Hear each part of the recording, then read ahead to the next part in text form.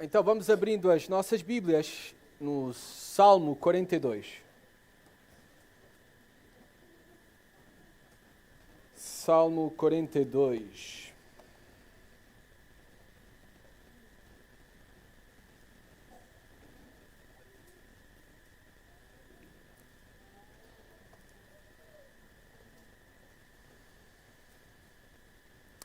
Na verdade, não vamos fazer a leitura de apenas um salmo, não é apenas o Salmo 42, mas também do Salmo 43.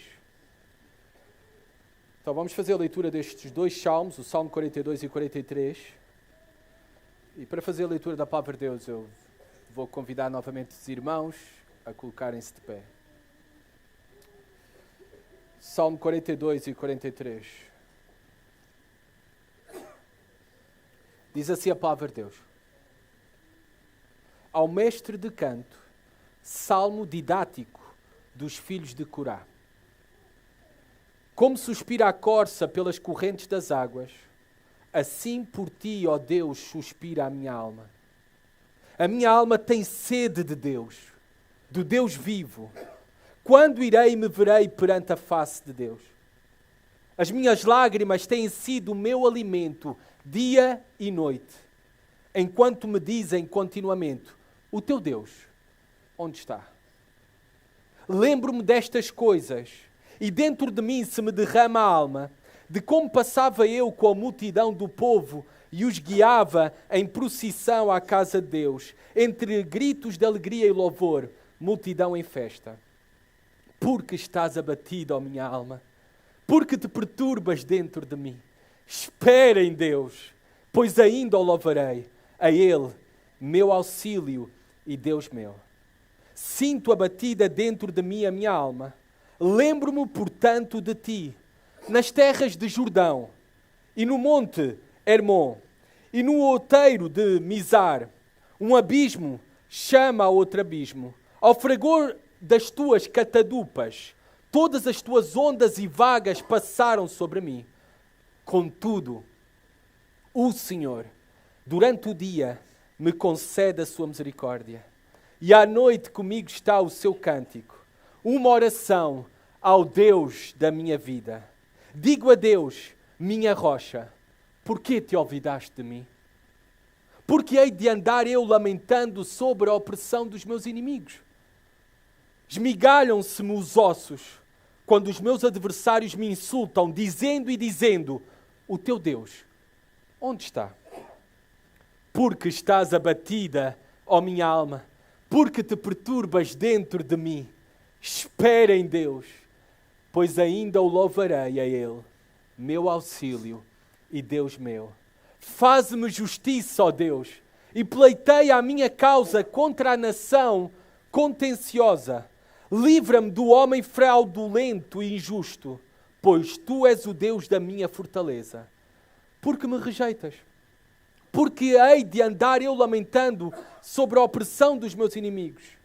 Envia a tua luz e a tua verdade para que me guiem e me levem ao teu santo monte e aos teus tabernáculos. Então irei ao altar de Deus, que é a minha grande alegria. Ao som da harpa eu te louvarei. Ó Deus, Deus meu, porque estás abatida, ó minha alma, porque te perturbas dentro de mim. Espera em Deus, pois ainda o louvarei, a Ele, meu auxílio e Deus meu. Podem sentar-se. Ao fazer a leitura destes dois salmos, que nós iremos estar a estudar hoje, eu lembrei-me de uma música que aprendi desde muito novo na Escola Bíblica Dominical da 2ª Igreja Batista do Barreiro, a igreja onde eu dei os meus primeiros passos na minha caminhada cristã. Conhecem aquela música, Dê um Sorriso? Não é? Eu vou tentar não cantar, mas para vocês entenderem, reparem no excerto da letra da música. Dê um sorriso, um só sorriso aberto, não é? E depois há uma parte da letra que diz: Quem tem Jesus gosta de cantar, está sempre sorrindo mesmo quando não dá. Tropeça aqui ou cai acolá, mas de novo levanta e começa a cantar. Bem, isto é o máximo que eu consigo fazer. Mas eu quero que prestemos atenção a quem tem, nesta parte da letra, quem tem Jesus gosta de cantar. Está sempre sorrindo, mesmo quando não dá. Esta é a realidade da tua vida? É esta a nossa realidade como cristãos? A nossa vida como cristãos é só feita de sorrisos e alegria? Realmente não. Absolutamente não. Mas sabem que muitos têm pregado sobre isso. Muitos pregam e acreditam nisto, que a vida cristã é só alegria, só prosperidade. É isto que somente Deus quer para nós. Na verdade, até parece que apresentam que os cristãos vivem num mundo paralelo. Crente não chora. Crente não faz luto. Para que fazer luto? Então vai para o céu. Tens a esperança que vai para o céu. Para que fazer luto? Crente não pode cair na depressão. Crente não lamenta. Crente só louva. Crente sempre está alegre. Mas vemos, como acabámos de ler aqui nestes 2 salmos, que isso contradiz os testemunhos contidos na própria palavra de Deus sobre os santos. Em que, na verdade, a maioria dos salmos, quase 1/3 são de lamentação. Lamentação. E as Escrituras também, ao longo das Escrituras, nos apresentam a nua e crua realidade desta vida. Neste mundo caído e afetado pelo pecado. Justos, santos, salvos, crentes, passam por tristeza e tristeza profunda. Podem ter depressão, usando a linguagem da psi. São angustiados e até podem chegar a desesperar pela sua própria vida. Encontramos isso até nos melhores exemplos que temos dos melhores homens nas Escrituras. Elias. No momento tal de desespero, que ele chega a orar a Deus, não para pedir a Deus que o salve, chega a orar a Deus para que tire a sua própria vida. E ele pensava que morrer era a salvação. Era a melhor salvação que Deus tinha para oferecer. Tal era o desespero deste homem. A condição da sua alma. Não quer mais viver. Pede a Deus que o mate.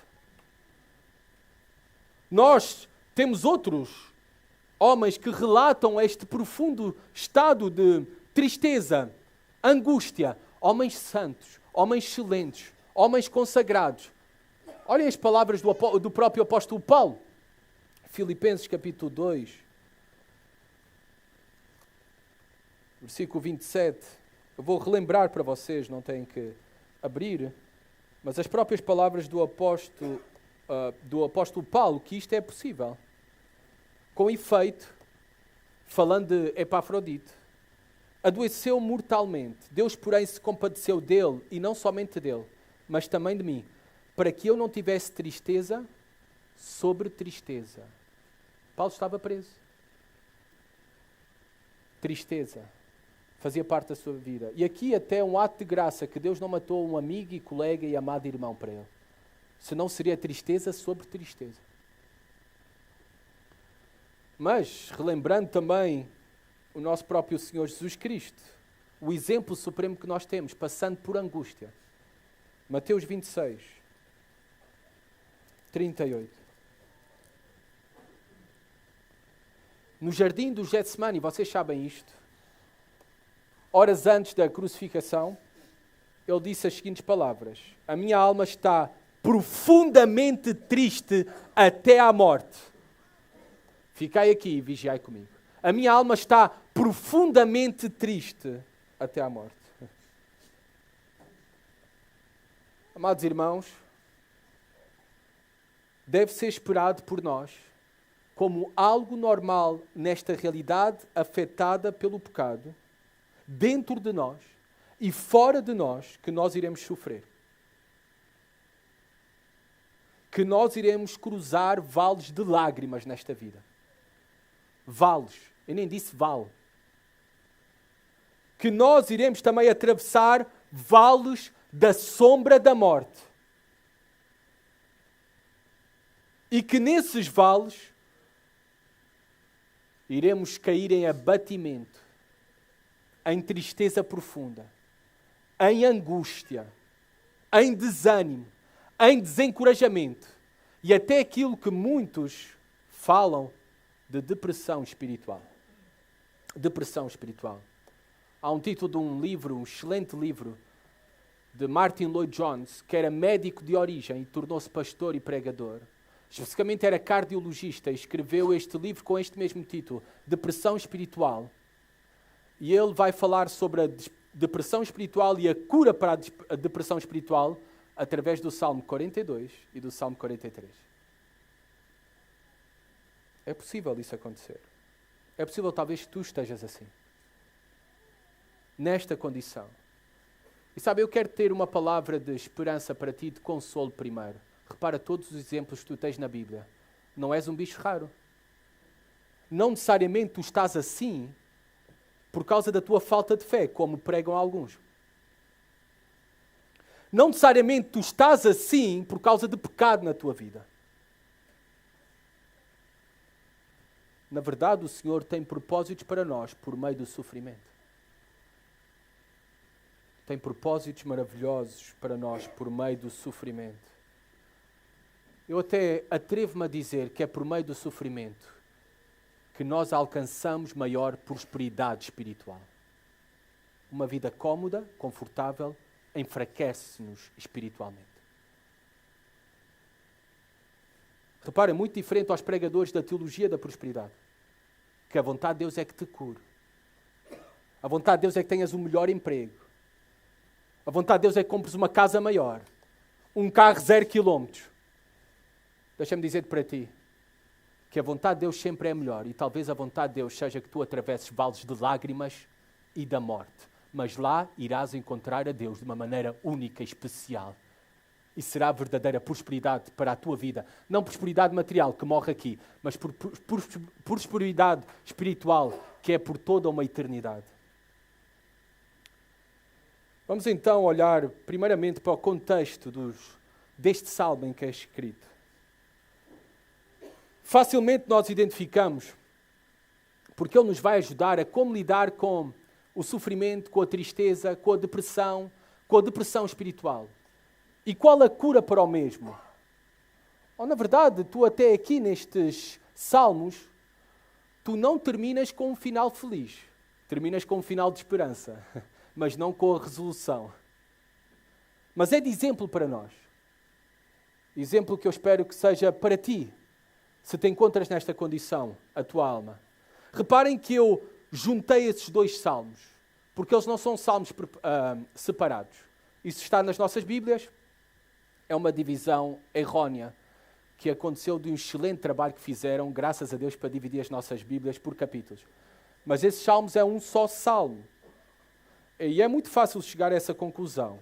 Por exemplo, o Salmo 42 tem título. Eu li para vocês o título deste salmo, título inspirado, original.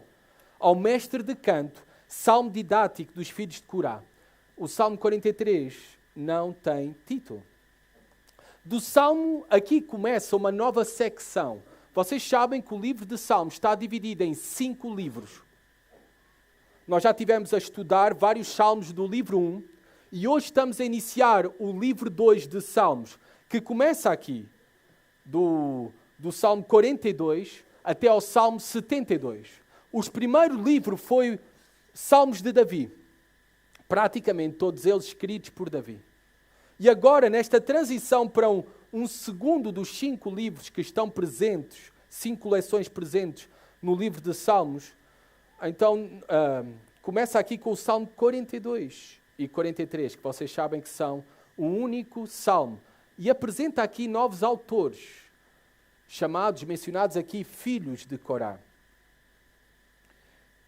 Por último, e ainda mais convincente, para nós termos esse salmo como um só cântico, reparem como há um refrão. Todos os cânticos têm um refrão. O livro de Salmos é composto por um livro de orações transformadas em cânticos. E tu aqui, nestes salmos, tens também o refrão que se repete. Vocês seguramente se deram conta daquilo que se repete no Salmo 42, versículo 5, no Salmo 42, versículo 11 e no Salmo 43, versículo 5. É o refrão deste cântico. Porque estás abatida, ó minha alma, porque te perturbas dentro de mim. Espera em Deus, pois ainda o louvarei, a Ele, meu auxílio e Deus meu. Então, espero que estejam convencidos que isto é um só salmo, está bem? Os autores, quem eram os autores destes salmos de filhos de Corá? Não quer dizer que foram várias pessoas a escrever, mas um grupo de pessoas que escreveu estes salmos.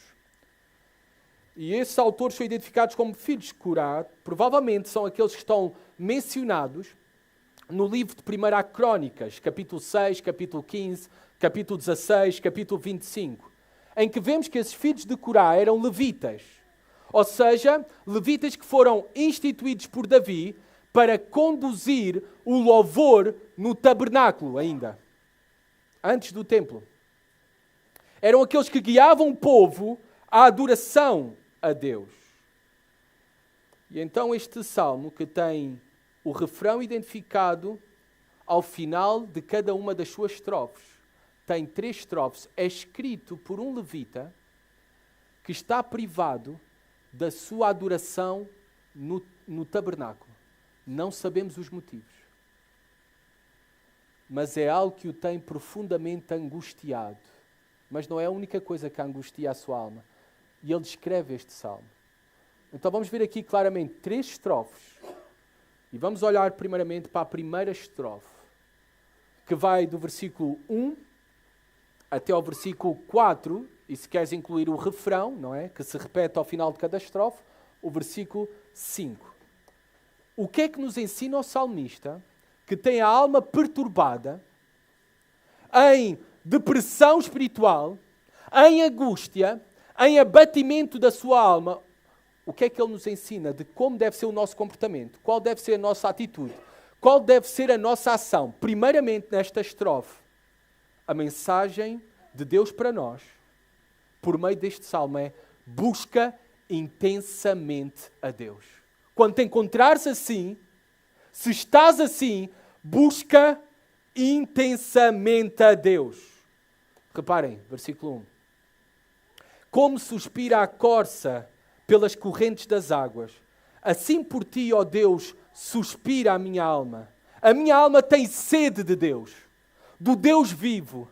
Quando irei e me verei perante a face de Deus? Vocês sabem que Salmos é uma linguagem poética, é poesia. E é muito normal em linguagem poética, mesmo hebraica, o uso de imagens. E aqui o salmista traz imagens da natureza, de maneira metafórica, que nós podemos conhecer. O salmista se compara a ele, metaforicamente, como uma corça sedente. Uma corça cheia de sede. Interessante que ele escolhe este animal, a corça, ou um Bambi. É o menor animal do grupo dos cervos.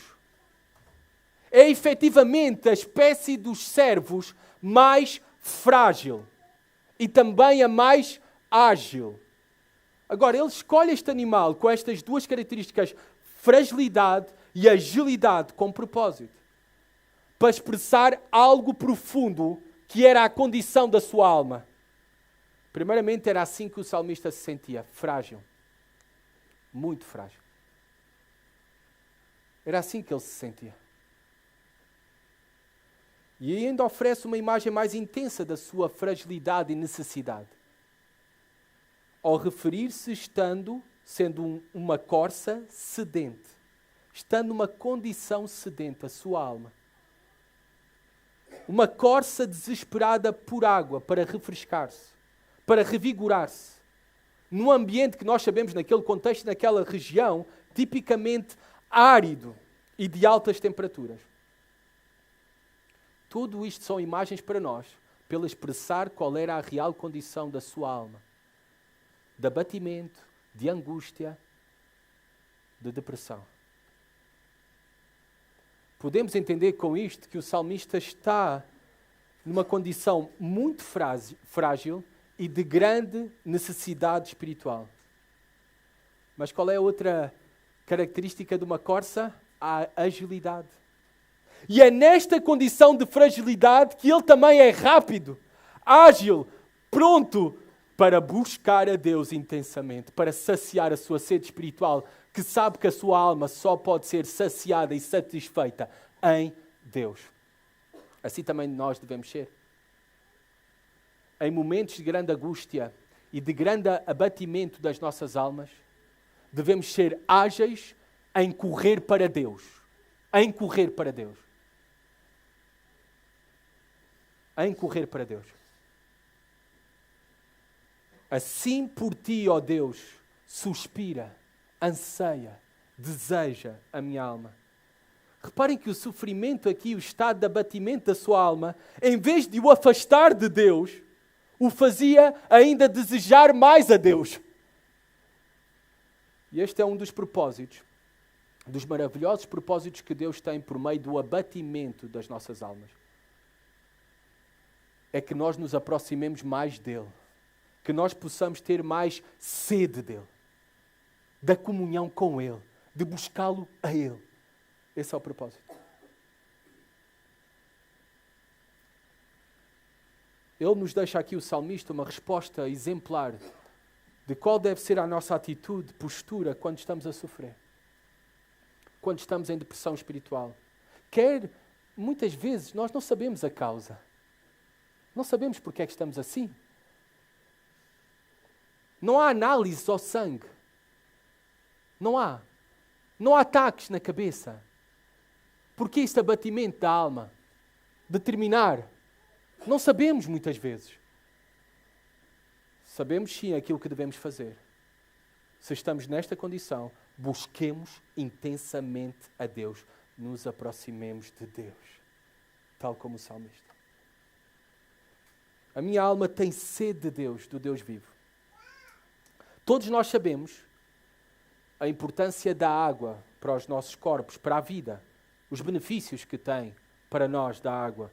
Benefícios para o sono, até para a qualidade de sono. Eu não sabia isso, li há pouco tempo. Confio que seja verdade. Os benefícios para o sono. Os benefícios para o funcionamento do sistema nervoso. Os benefícios para o funcionamento correto, o correto funcionamento do cérebro, melhor dito. Também de outros órgãos, como nós só pensamos nos rins, mas todo o corpo humano. E nós bem sabemos que uma desidratação, a falta de água, pode levar, em casos mais extremos, à morte. E que até podemos aguentar muito tempo sem comer, mas não podemos aguentar muito tempo sem beber. A água é tida como o bem mais precioso do planeta. Ela é essencial e valiosa. Agora imaginem o salmista, nós dizemos isto nesta nossa região, em que nós abrimos a água da torneira e ela sai. E até nos esquecemos de fechar a torneira, não é? Fica ali a derramar. Nem pensamos no valor da água, porque a temos em abundância. Mas não era esse o contexto em que estava o salmista, que ele usa esta imagem da sede, porque a água era um bem raro, escasso, naquela região e naquele tempo. O salmista usa aqui estas metáforas da água, da sede, para deixar bem claro que a sua busca intensa, o seu desejo ardente, era por algo extremamente valioso. E a coisa mais valiosa para ele. Deus. E aquilo que ele mais precisava naquele momento para a sua alma. O único que podia dar saúde à sua alma e também ao seu corpo. Vigor, vida, ou seja, o único e verdadeiro Deus. É por isso que ele diz aqui, a minha alma tem sede de Deus, do Deus vivo. Quem é que se afirmou no Novo Testamento como sendo a própria água viva? Jesus Cristo. A nossa maior necessidade, a maior necessidade dos homens, não é a cura das doenças. A maior necessidade dos homens não é a resolução dos nossos problemas, quaisquer que eles sejam. A maior necessidade dos homens é da água viva, que só pode ser achada em Jesus Cristo. Nele é que há verdadeira vida e vida em abundância. Por isso, para o salmista, ele não pede cura para ele. Ele pede mais de Jesus Cristo. Ele pede mais de Deus. Aí deve estar a nossa confiança. Devemos desejar mais a Cristo e buscar mais dele. Aquele que tem água viva, por meio da sua palavra, por meio do seu Espírito que em nós habita. Ele manifesta também, ao final do versículo 12, ainda um desejo intenso. Quando irei e me verei perante a face de Deus? Agora pensem comigo. Deus não está em todo lugar. Está em todo lugar. Mas Ele está aqui a dizer, quando irei e me verei perante a face de Deus? Havia um entendimento naquele tempo que a presença de Deus se manifestava especialmente, e era assim, no tabernáculo. E depois, posteriormente, no templo. E o que o salmista está aqui a referir-se é ao desejo dele de estar novamente como levita, como adorador e que guiava o povo de Deus à adoração a Deus. O desejo dele de estar novamente diante da face de Deus, na presença de Deus, no tabernáculo. Que era um símbolo da presença de Deus para o povo da antiga aliança. Israel. Era o desejo dele de estar ali de volta. O desejo de voltar a orar. O desejo com o povo de Deus, no templo, no tabernáculo. O desejo de voltar a sacrificar. A adorar. Havia algo que o impedia, não sabemos o que é. Mas que o impedia de estar ali diante da face de Deus no tabernáculo. E ele não só se refere ao tabernáculo como sentindo falta do tabernáculo, mas também sentindo falta do povo de Deus, da adoração comunitária. Reparem, o versículo 4 vai falar sobre isso mesmo. Lembro-me destas coisas. E dentro de mim se derrama a alma de como passava eu com a multidão de povo e os guiava em procissão à casa de Deus, entre gritos de alegria e louvor, multidão em festa. Amados, nós agora na nova aliança sabemos que o apóstolo Pedro vai dizer que nós somos o novo templo de Deus. Deus habita em nós. Estamos sempre diante da sua face, porque Ele voltou a face ao seu Filho na cruz, quando Ele estava a carregar os nossos pecados e a derramar a sua ira pelos nossos pecados sobre o seu Filho. Ele voltou a sua face do seu Filho. Por isso é que Jesus Cristo clamou, Deus meu, por que me desamparaste?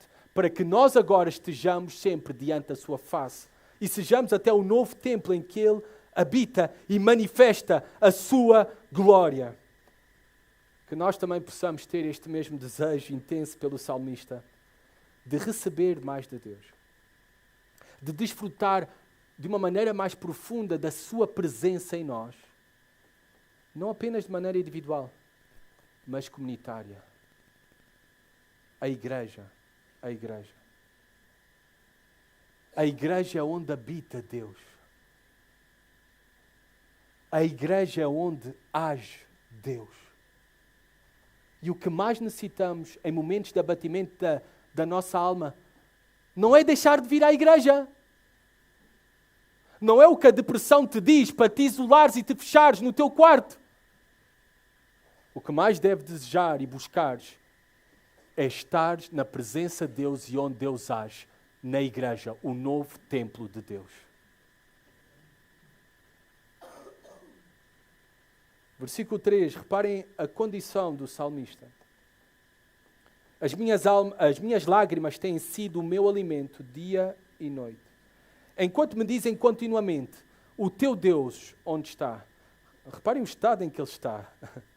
Tristeza profunda e contínua, aquilo que nós chamamos também depressão, nos tempos de hoje, uma depressão espiritual. Ele seguramente seria hoje diagnosticado com depressão.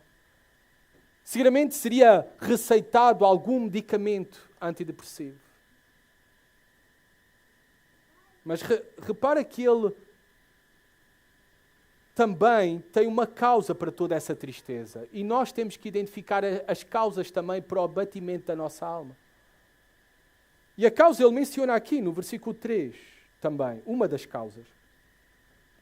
Enquanto me dizem continuamente, o teu Deus onde está?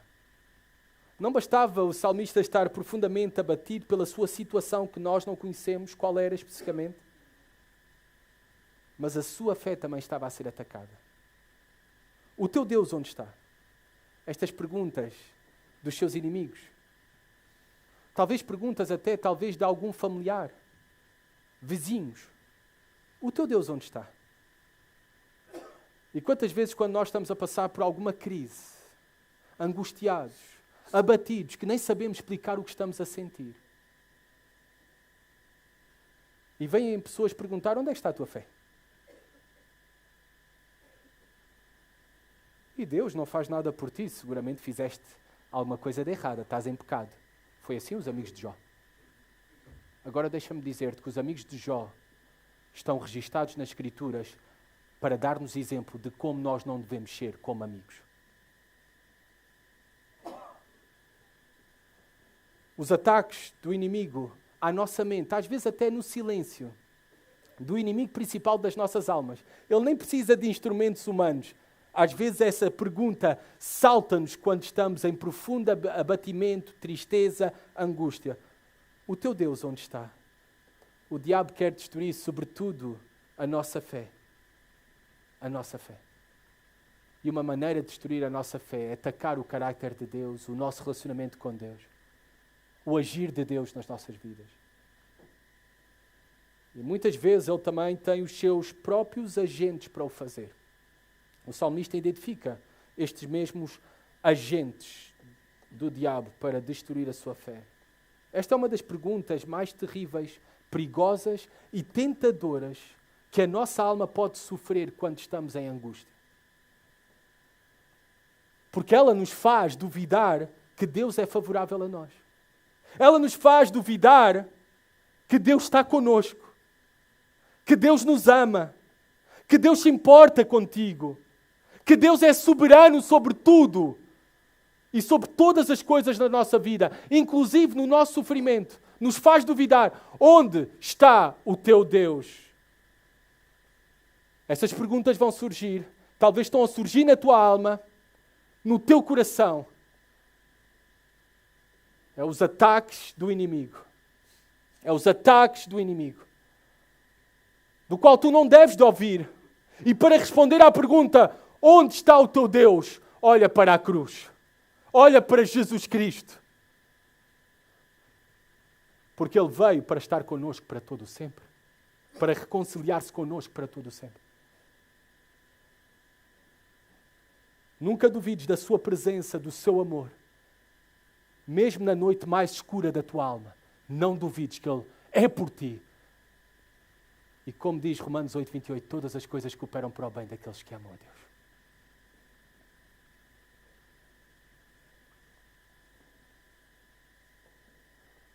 Versículo 4. Lembro-me destas coisas e dentro de mim se me derrama a alma de como passava eu com a multidão do povo e os guiava em procissão à casa de Deus, entre gritos de alegria e louvor, multidão em festa. Ele lembra-se destas coisas. Lembra-se da alegria no passado. E a razão da sua alegria no passado era o serviço a Deus e a adoração comunitária com o povo de Deus. Mas algo estava a impedir neste momento de experimentar isso. Nós não sabemos o quê. Sabemos que há uns anos atrás houve um vírus que até não nos permitiu reunir nos primeiros meses juntos. E como isso sentimos a falta, a tristeza por estarmos nas nossas casas, por termos que nos ver através do ecrã.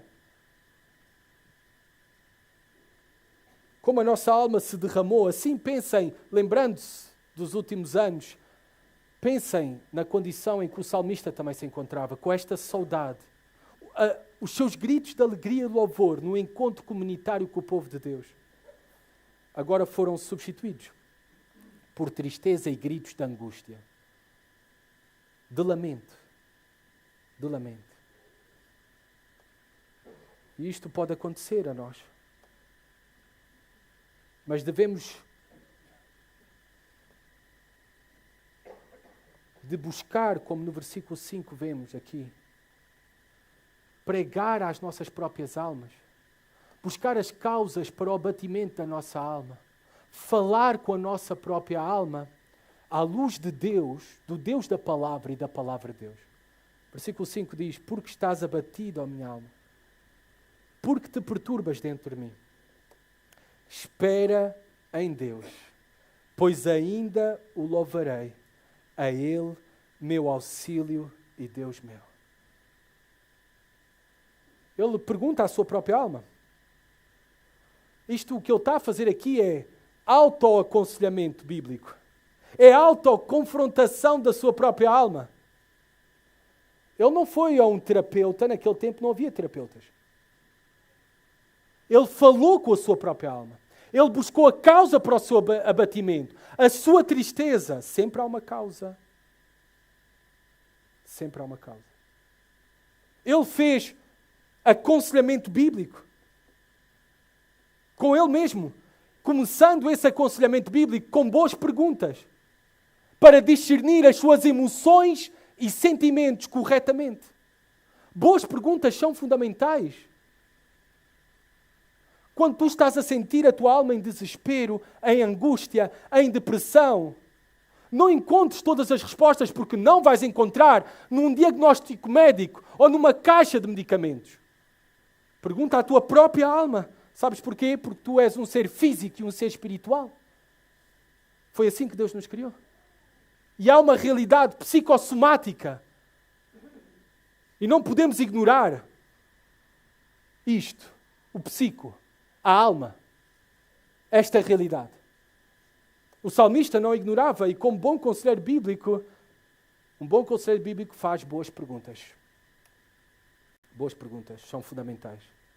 Porque todas as nossas emoções e sentimentos têm uma causa e devemos descobrir qual é essa causa, qual é essa crença que o está a provocar. Abatimento e profunda tristeza era a realidade do salmista. Agitação, inquietação na alma, na mente e coração. Mas como é que ele responde? Como é que ele termina aqui esta primeira estrofe com o primeiro refrão citado? Ele responde com fé. Espera em Deus. Está a pregar para a sua própria alma. Espera em Deus. E com esperança, pois ainda o louvarei. De momento só consigo lamentar. Mas haverá um dia em que eu o louvarei. Ainda o louvarei. Essa realidade será de volta uma certeza na minha vida. A sua fé naquele que ele chama o meu auxílio e Deus meu. Esta palavra auxílio é a palavra salvação. Deus é a nossa salvação. Ele tinha a fé, o salmista, que Deus era a sua salvação. Tinha a Deus como o seu Salvador. Muitas vezes andamos a correr atrás de outros salvadores e não do único que verdadeiramente nos pode salvar, independentemente do que seja pelo qual estejamos a passar. E esse único Salvador é Jesus Cristo. Abatida a tua alma, há uma resposta que aprendemos com o salmista. Deseja e busca intensamente aquele que é o teu Salvador. Só há um Messias e esse é Jesus Cristo. Jesus Cristo. Busca Ele, espera por Ele, confia nele. Confia nele. Que Ele irá mudar a tua realidade. Que Ele não te abandonou, que Ele não te deixou. E com esperança espera que ainda o louvarás. Versículo 6 a 11. O salmista, na sua segunda estrofe, continua a dar o seu exemplo que devemos permanece esperançoso somente em Deus. Permanece esperançoso somente em Deus. Versículo 6. Sinto abatida dentro de mim a minha alma. Repetidas vezes ele confessa a condição da sua alma. A honestidade conosco é muito importante. Essa honestidade também com outros sobre a real condição da nossa alma é algo saudável. Eu aqui não estou a dizer, em vez de tu ires para o Facebook, para as redes sociais, exprimir os teus sentimentos e o estado da condição da tua alma, confessa a um irmão ou uma irmã de confiança a real condição do teu sentir, das tuas emoções e dos teus sentimentos, para encontrares a real ajuda, não nas redes sociais. Esta honestidade é necessária, é saudável esta partilha de sentimentos.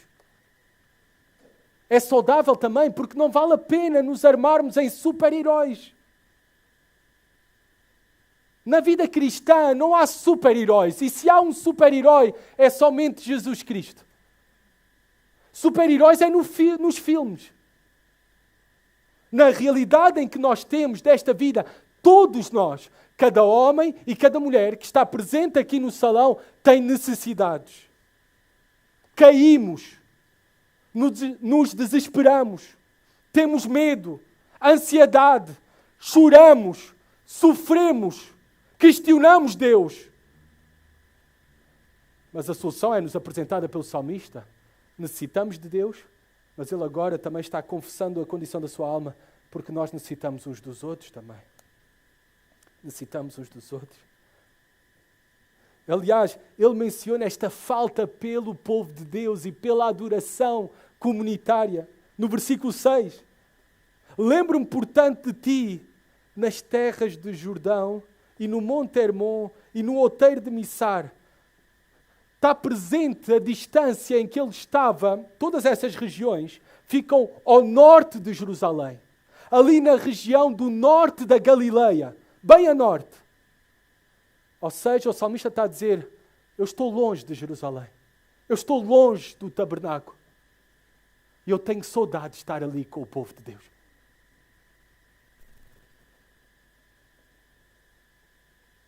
Que nós também possamos ter esse desejo, esta busca e permanecer, buscando estar com o povo de Deus.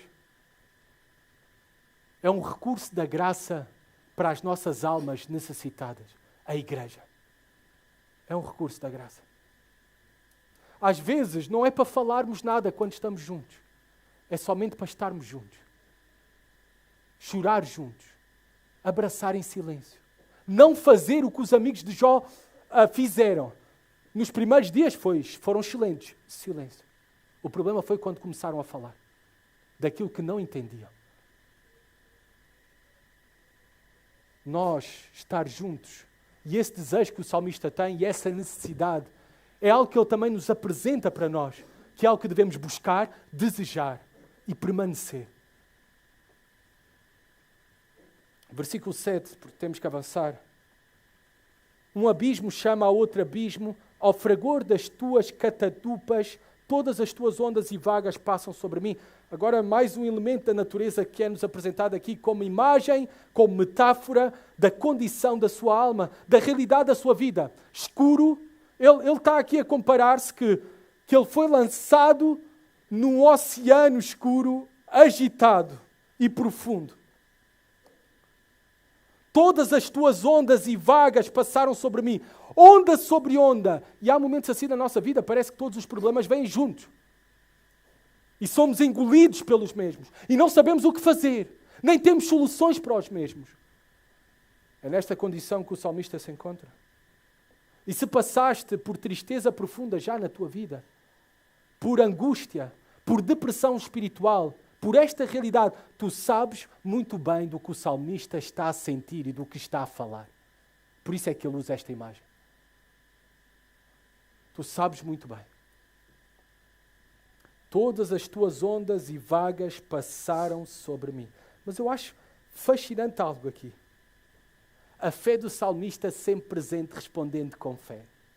Permanecendo esperançoso em Deus. Até nesta imagem da sua condição de alma que ele retrata, ele reconhece que aquilo pelo qual estava a passar, todo o abatimento, toda a angústia, todo o sofrimento, vieram de Deus. Todas as tuas ondas e vagas passaram sobre mim. Essas ondas vieram de Deus. Ele sabe que foi lançado por Deus a este mar agitado. Amados, Deus nos conduz. Ele próprio nos conduz ao deserto. Assim foi também com o seu Filho Jesus Cristo, que foi ao deserto e lá foi tentado por Satanás. Ele próprio é quem nos conduz ao vale da sombra da morte e com bons propósitos para nós. Não porque é um Deus sádico, mas é um Deus que sabe que o sofrimento é pedagogo para nós. Ensina, profundamente, transforma. E é isso que Ele quer fazer em nós. O salmista era consciente que tudo aquilo pelo qual ele passava, por muito não tivesse todas as respostas, mas ele sabia que vinha do Senhor e que o Senhor é o soberano sobre a sua vida. Sobre a sua vida, sobre todas as coisas. E tu e eu devemos estar seguros que nada vai ocorrer na nossa vida que não seja da vontade de Deus. Quer estejas a passar por depressão, quer estejas a passar por o fim de um relacionamento, quer por um despedimento, quer por uma crítica injusta, quer por um vizinho perturbador, quer por cancro, nada vai ocorrer na tua vida sem a vontade do teu soberano Deus. Essa é uma grande confiança para nós. Versículo 8. Apesar da sua condição toda, reparem esta mudança do salmista. Contudo, o Senhor, durante o dia, me concede a sua misericórdia. E à noite comigo está o seu cântico, uma oração ao Deus da minha vida. Apesar de ele estar em abatimento, em aflição, em tristeza, ele não é um homem sem esperança. Ele permanece esperançoso em Deus, porque ele vê Deus a agir graciosamente e misericordiosamente para com ele no dia a dia. Ele tem o seu pensamento em Deus, o seu olhar em Deus, não apenas nas circunstâncias, mas na graça, na misericórdia, no favor de Deus a cada dia. É por isso que ele à noite eleva esperançosamente orações ao Senhor, como diz aqui. É certo que nós podemos sofrer e sofrer muito e terrivelmente. Mas há uma coisa que nós podemos ter a certeza. Nós jamais seremos desprovidos ou jamais nos será negada a misericórdia de Deus. A misericórdia de Deus. Jamais.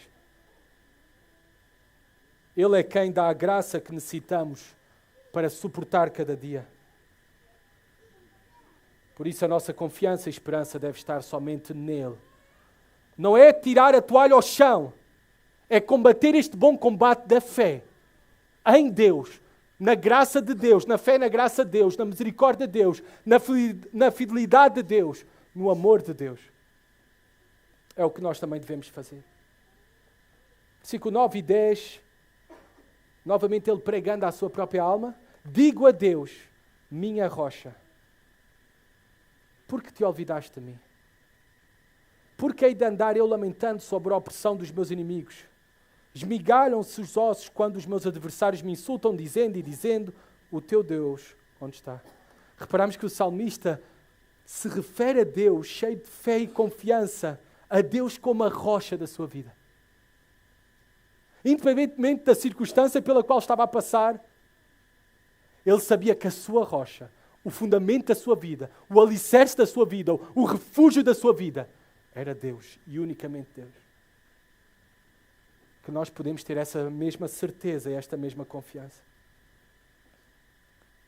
Mesmo oscilando por lamento nas nossas vidas, E é justo que assim seja muitas vezes, mas oscilando com fé, confiança em Deus. Esperança. Versículo 10, ele diz que se esmigalham-se os meus ossos. A dor da alma, necessariamente também ela provoca dores físicas. Nós somos seres psicossomáticos. A parte física e espiritual está profundamente interligada e uma afeta a outra. Esta era a realidade do salmista. Esta também é a nossa realidade. Ele até sente que está a ser esmagado como um ovo pelas palavras dos seus adversários. Muitas vezes as palavras ferem mais que as ações.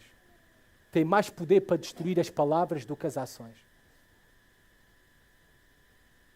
Muitas vezes podemos nos sentir assim unicamente pelas palavras que os homens nos proferem contra nós. Questionando a nossa fé, questionando o nosso Deus, questionando o nosso relacionamento com Deus. E pode ferir profundamente. Mas devemos permanecer com esperança em Deus. Tal como o salmista termina novamente esta estrofe. Porque estás abatido, ó minha alma, porque te perturbas dentro de mim. Espera em Deus, pois ainda o louvarei. A Ele, meu auxílio e Deus meu. A mensagem é simples e resumida para que entendam. Apesar das adversidades e dos adversários nas nossas vidas, apesar das adversidades e dos adversários nas nossas vidas, permanece e permanecemos esperançosos em Deus. Temos que permanecer esperançosos em Deus. Por último, Salmo 43, a última estrofe. Ele não apenas nos ensina no abatimento das nossas almas a buscar intensamente a Deus, a permanecer esperançoso em Deus, mas também aqui, por último, nesta estrofe, suplica, ora insistentemente a Deus. É assim que ele vai terminar este cântico, esta oração. Faz-me justiça, ó Deus, e pleiteia a minha causa contra a nação contenciosa. Livra-me do homem fraudulento e injusto. Ele ora aqui, suplica por justiça. Ele fala aqui da injustiça que reina numa nação sem piedade, ímpia, imoral. E ele suplica a Deus por justiça. Ele fala aqui de homens fraudulentos, enganadores, mentirosos, injustos. E ele clama por justiça, porque ele estava a ser abatido por causa destas coisas. E esta é a realidade do mundo em que também nós vivemos. Todos nós somos facilmente afetados pela imoralidade à nossa volta, pelo engano, pela injustiça, pela opressão neste mundo caído. Vivemos num mundo perigoso e até ameaçador para os nossos corpos e almas, e até de forma especial ameaçadora para com os cristãos, para com o povo de Deus. Devemos suplicar ao Senhor, orar insistentemente a Deus por livramento, por salvação. É isso que ele faz no versículo 3. Envia a tua luz e a tua verdade para que me guiem e me levem ao teu santo monte e aos teus tabernáculos. Ao ler este versículo que ele pede por luz, por verdade, por enviar, que Deus envie isso, eu só consigo pensar em Jesus Cristo. Ele que é a luz do mundo. E aquele que ele disse em João 14,6, eu sou o caminho, a verdade e a vida.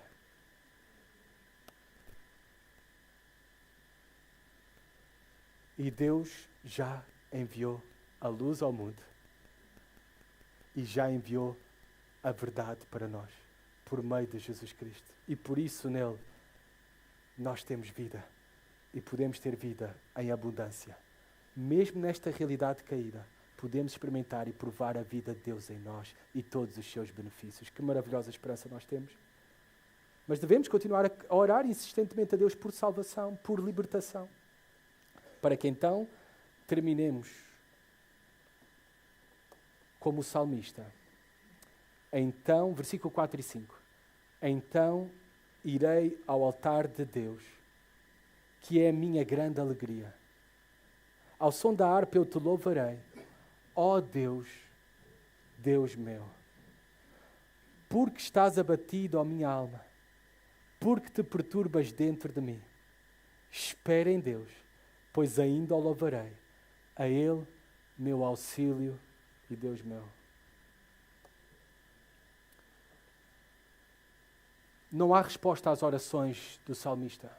Não há uma resolução do conflito, da crise, da depressão, da angústia, do abatimento. Mas isso não quer dizer que o salmista termina desesperado. Ele termina com esperança. Esperança que ele vai voltar a desfrutar da comunhão plena com Deus.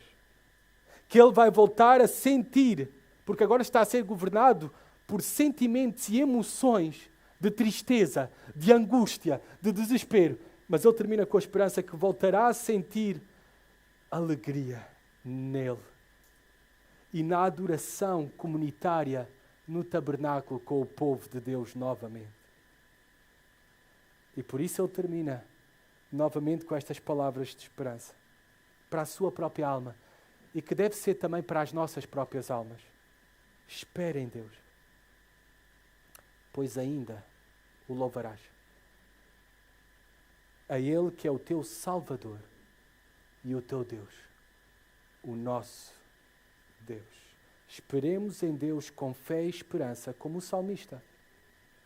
Esperemos até que Ele transforme o nosso lamento em louvor novamente. Em todo o salmo, reparem como o salmista se refere a Deus. Com fé e esperança. Ele é o meu auxílio, versículos 5 e 11. Ele é o Deus meu, versículo 5. Ele é o Deus da minha vida, versículo 8. Ele é a minha rocha, versículo 9. Ele é o Deus da minha fortaleza, versículo 43, 2.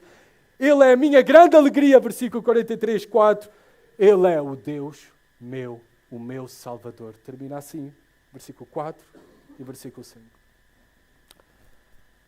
Para aqueles que ainda não confessam a Jesus Cristo como Senhor e Salvador e estão aqui presentes. Talvez a razão por que vieste a uma igreja hoje, neste domingo de manhã, é porque estás desanimado, estás deprimido, estás desesperado, estás sedento de consolo, sedento de alegria na tua vida, sedento de perdão, de paz. A mensagem é clara da palavra de Deus para ti. O único que pode saciar a tua alma de todas estas coisas e mais nesta vida e na eternidade, que te pode dar paz, que te pode dar perdão de todos os teus pecados e alegria, esse é Jesus Cristo, a água viva. Que tu possas beber dele hoje mesmo. Que tu possas abraçá-lo como teu Senhor e Salvador pessoal. Para nós, que já temos a certeza que Ele é o nosso Salvador e da nossa salvação. Que consolo maravilhoso nós temos. Os nossos sofrimentos não têm a palavra final. Nem nos dão desculpas para quebrar a comunhão com o Senhor. Ou para sermos menos piedosos. Na verdade, olhemos para o sofrimento nas nossas vidas como a porta de entrada de Deus para experiências mais profundas e próximas com Deus. E a descoberta que Cristo é suficiente e é tudo para nós. Que Deus é a nossa maior alegria. Mesmo que perdamos todas as coisas. Mesmo que as tuas aflições agora pareçam ser tão desafiadoras e desesperadoras, elas, como diz Paulo em Romanos 8, versículo 18, elas não são dignas de comparação com a glória que há de ser revelada em nós.